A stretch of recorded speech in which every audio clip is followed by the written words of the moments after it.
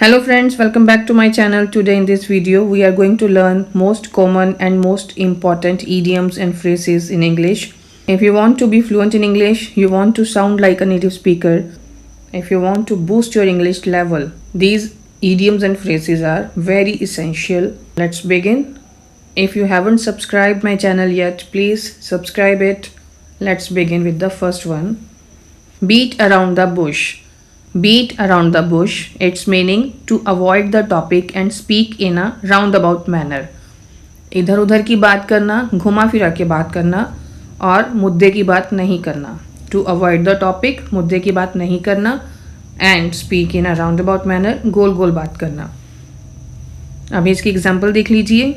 Stop beating around the bush and tell me what really happened. इधर उधर की बात करना बंद करो और मुझे बताओ what really happened, असल में क्या हुआ. Next is once in a blue moon. Something that happens very rarely, कुछ ऐसा जो बहुत कम हो, जो कभी कभार होता हो, वेरी रेयरली. इसकी एग्जाम्पल देखिए. We eat at home most of the time.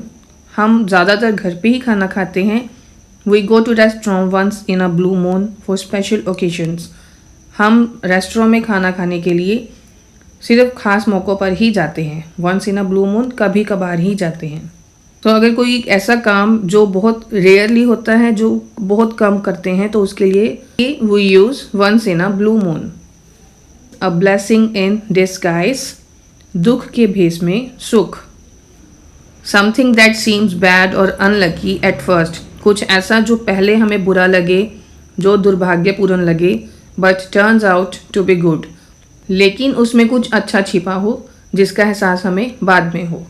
कोई ऐसी बात जो दिखने में बुरी लगे, दुर्भाग्य की बात लगे, लेकिन उसमें कुछ अच्छा छिपा हो जिसका एहसास हमें बाद में हो. इसकी एग्जाम्पल देखिए. Losing that job was a blessing in disguise because it pushed me to start my own business. नौकरी खो देना मेरे लिए दुख के भेष में सुख वाली बात थी, क्योंकि उसकी वजह से ही मैंने अपना बिजनेस शुरू किया. Piece of cake. Very easy और सिंपल टू डू. कोई चीज़ जो बहुत आसान हो, करने के लिए बहुत इजी हो, सिंपल हो, that is piece of cake. Example देखिए. Don't worry about the test, it's a piece of cake, you will do fine.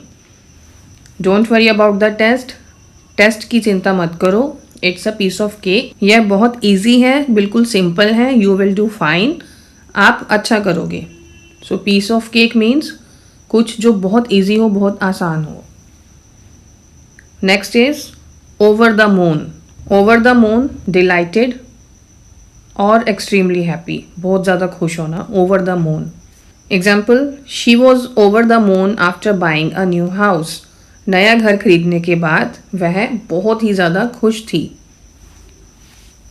तो अगर आपने कहीं पर सेंटेंस बनाना है कि बहुत ज़्यादा खुश, वेरी हैप्पी, एक्सट्रीमली हैप्पी, आप यूज़ कीजिए ओवर द मून.